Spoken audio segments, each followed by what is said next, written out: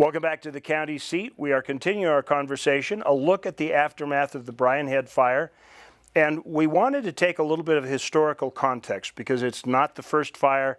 It won't be the last fire that has an impact. And so in our continuing conversation about this, we wanted to go back and look at the relationships between the different agencies, local, state, and federal, and how they interact in a fire. Joining us for our conversation is a former county commissioner who is involved very closely on the ground in the shingle fire that took place up near Duck Creek about, 4 years before Brian Head? Probably 4 years before Brian Head. So we welcome Doug Heaton, former commissioner from Kane County. Doug, I wanted to talk to you about the fire that happened up in Duck Creek. You had county crews on hand when that was, just 100 or 200 acres, very early on? Less than that, actually. It got started and we were at 10 or 15 acres and we knew the fire was going on.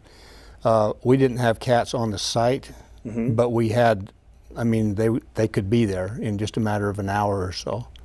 So we did have some equipment available, yes. So kind of walk me through what happened and why that fire didn't get the attention it needed at Caterpillars when it was 15 acres. We had the ability, and we had operators, and we called the forester and said we want to put our cats on the fire, and the response was, we can't have you doing that. And we said, well, why? And the response was, your operators and your equipment are not approved on the federal approved equipment list or operators list. They have to be carded. The operators have to be carded. I understand the need for safety, but they simply would not allow ours because we had not pre-approved the equipment or the man who would have been running that equipment. So that's like saying if there was a fire, a pumper from Midvale that happened to be in downtown Salt Lake on hand at a fire, they couldn't put the fire out. If it were a different agency and they were not approved by the agency, in that case, the answer is no. So was no. I hope it's changed, but I don't think it has. So, let's talk through that. Let's talk through that scenario. Did you finally put those cats on that fire? No. I argued and said, look, we can stop this now, or at least we have a good shot at stopping this now. And I said, give me one good reason other than the fact that they're not approved, why we can't do this. And she said, well, and finally she said, okay, you can go around the fire, but you can only go 1 blade wide and 2 inches deep. And I said, why? And she said, because we have artifacts that we need to protect. Were the artifacts only in the path where you were going to cut the swath? Well, we don't know where they were. I don't think they knew where they were. They just knew that there was a possibility that there could be some there, and they were willing to sacrifice the forest for the artifacts. At least that's the way it appeared to me. How big did that fire become? 8,000 acres plus. So it went from 15 to 8. In comparison to the size of Brian Head, that's small. Small. But it seemed to be, it was filled with some problems. It looked really big to the subdivision that it nearly took out. Have there been other cases of this in the West that you're aware of? Yeah, we have a documented case in Montana where they have probably one of the best helicopter crews in the United States. They are good at what they do. Montana has lots of forests, and this is a crack helicopter crew that was stopped from participating in the big fires they had up there because they were not on the federal register, the approved federal list of equipment. So how does the federal government rationalize that decision? What do they say in response to saying, well, they're not federally registered? And you say, yeah, well, they're obviously experienced. They know what they're doing. It's a state crew. It's a state crew. Yeah. So what is their response? It's kind of like bureaucratic rule overrules common sense, in my mind. It's the only way I could look at it. They obviously had the ability. Part of the problem, I think, and this is just me speaking, but I think part of the problem is the public lands, the forest in particular, has become a huge maintenance backlog to the Forest Service. And so you got a number of dynamics going on here, and I'm going to get in trouble probably for even saying this. But you've got firefighters who do that for a living, and I think they're a little bit territorial. You've got a federal government who is managed from Washington, D.C. The forests are managed basically from Washington. And so these local people, I think, don't have entire latitude to do what they would like to do. And then you've got a huge maintenance backlog, and quite frankly, the fire takes care of some of that. So by the maintenance backlog, what I mean is you've got forests that are choked and overgrown by a massive amount of just tree numbers on land that will probably support 70 trees per acre healthy, and now you got 700. Every tree drinks a bunch of water, and so what we end up with is the springs dry up, and then as soon as there just isn't enough water, then the trees begin to die.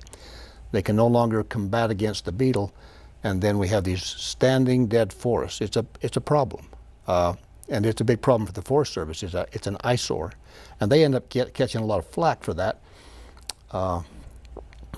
But if you have a big enough fire, that goes away, right? Well, that's true, and I think it's interesting that both the shingle fire and the Brian Head fire are taking place on the same terrain, on the same piece of property, in the same forest that Congressman Jim Hansen, when he was still a congressman, said it's a disaster waiting to happen, and he thought it was going to be the biggest catastrophic wildfire in the West. And in some ways, it looks like it was close to that. It is a big problem. But look, there are solutions.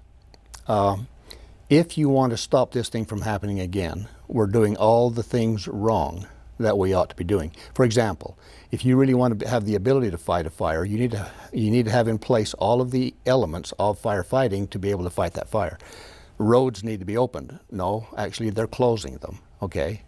So that all of the little access roads that you access the forest in are now being systematically shut down and closed, even to firefighting crews. They're put to sleep, like huge boulders and bar ditches that don't let you get there from here. So first of all, we ought to have it so that the forest is accessible.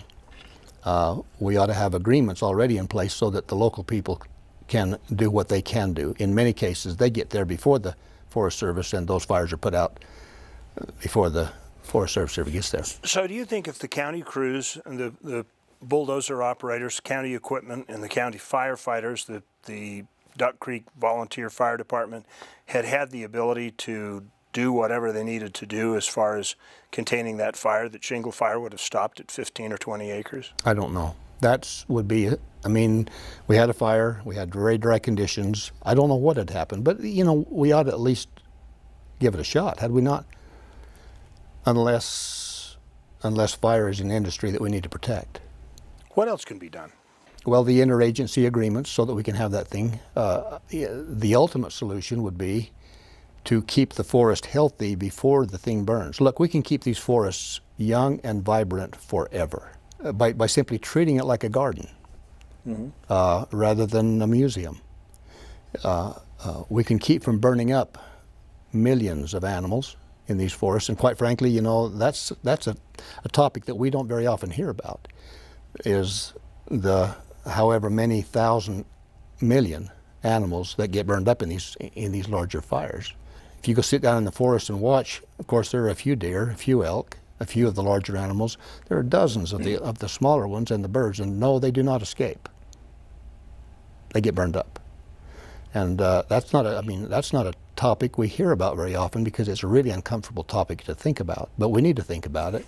So there would be somebody who might argue that, well, if you manage the forests and you make commercial operations viable so that you can harvest, so that the Forest Service can even have a ghost chance of being able to afford to do this and letting, you know, the commercial enterprise run some of this, well, there'll be people who say, well, you can't let them do that. You can't do selective thinning because you'll chase away the owls and you will destroy habitat for deer and elk, and so... That's nonsense. It simply isn't true. The animal is these animals are so adaptable. When I used to work in the forest, I remember one day we were cutting aspen for economic, it was part of the economics, right? You're And making money I was harvesting aspen. I was cutting an aspen tree, and the deer would come out. They love aspen leaves. That's why you see them always. There are no aspen leaves below where a deer can reach, right? I was cutting this tree, and I cut it down, and I was working it. And while I was cutting the tree down, they were on the tree that I had just fallen, and the deer came out. There were two of them, eating the leaves off the tree while my chainsaw was running, and I was within less than 100 feet. And there they were, and there I was running my chainsaw. They knew what I was doing. They were at least partly accustomed to the noise. It certainly didn't terrify them. They looked perfectly calm to me. Now, shut the saw off, set it down, and now all of a sudden I looked like something different, and they left, okay? But while the chainsaw was running, I was down at the mine there, that notorious, terrible mine that's in Alton. Oh, yeah, yeah. Yeah, I was watching. I drove by, and it was like Saturday night at the movies. Deer are really curious and probably a little bored when they're not running for their lives. Okay, so here they are lined up against the fence, watching the big trucks go back and forth. I mean, 20 of them sitting there. It was like Saturday night at the movies. Are they terrified by that? If they are, then why do we run over them on the highway? Because they're always on the edge eating. That's true. Really dense stuff makes them really nervous because the predator can get really close. If you go down, for example, on the Kaibab National Forest, that forest was harvested from about roughly 1950 till the 90s. That is some of the most beautiful forest. Well, it was, and now it's becoming all overgrown again, and now we have a lot of density problem. But there were better trees on the Kaibab National Forest when the logging companies were expelled than there were when they began. I cut a tree one time there. I was a forester, and this tree, a pretty good sized tree, and I was feeling a little pensive that day. I cut the tree down, and I thought, I wonder how long it took to grow that. And I got looking, and for about the first 30 or 40 years, the growth rings were so close that I could hardly distinguish them. And then all of a sudden, they jump out to like a half-inch wide. And I'm going, whoa, I wonder if we got a lot more rain in all those years.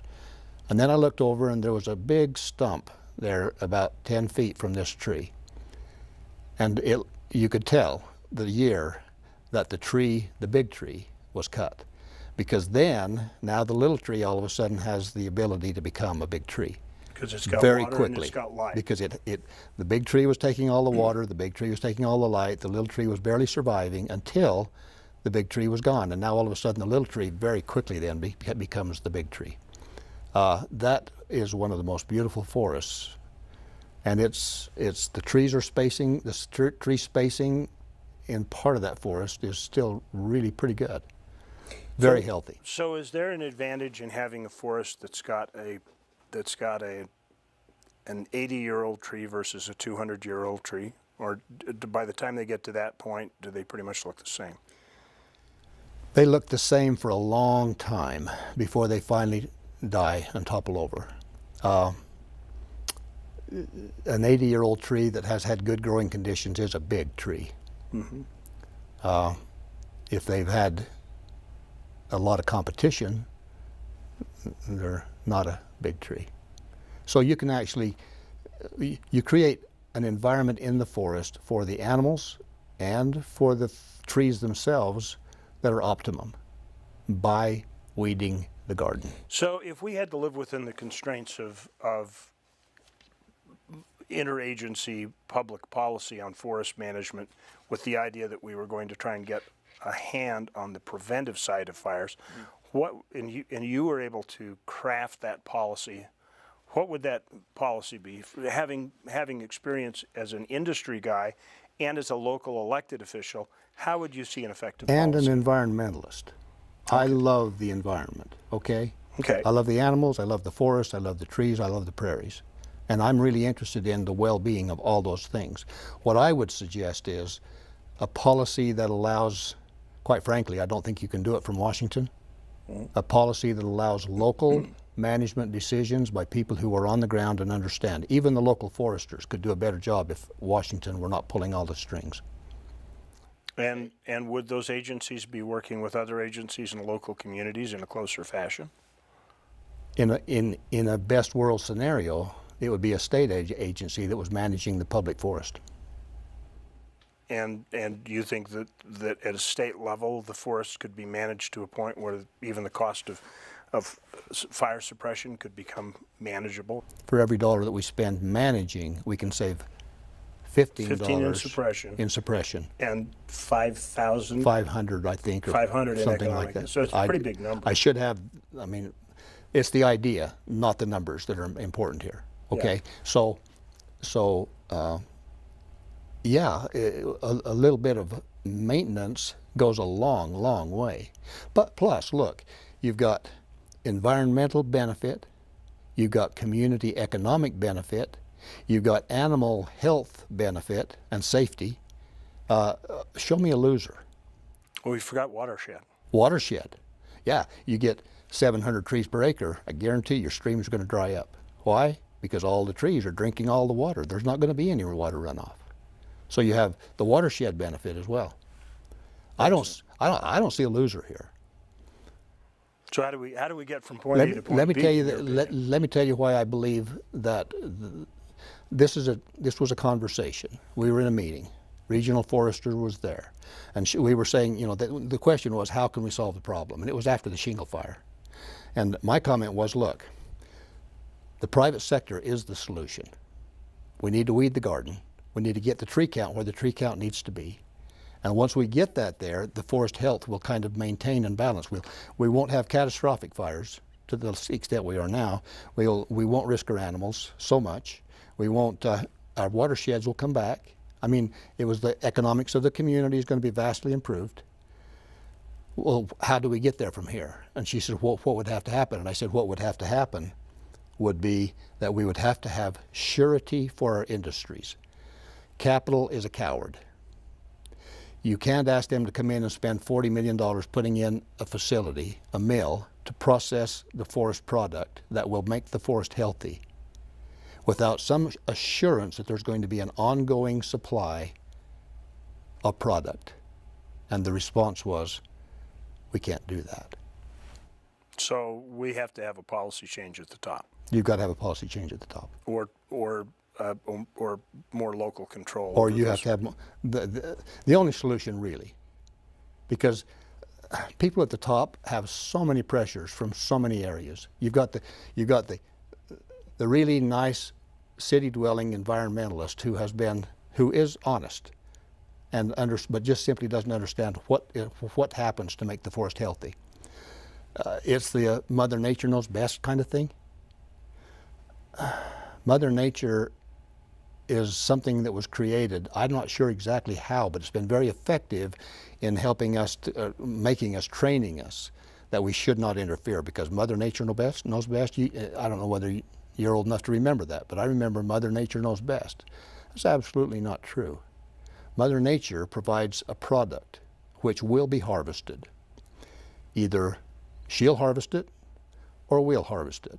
But her response to our failure to harvest is always a pretty abrupt, catastrophic response.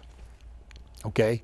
So you can have a gentle response that takes care of the forest. And like I said, we can keep these forests young and healthy and vibrant forever if we just manage them like a garden, not like a museum. The problem Washington's got is they've got people who do not understand that, and there's so much pressure from people who really have a lot of money.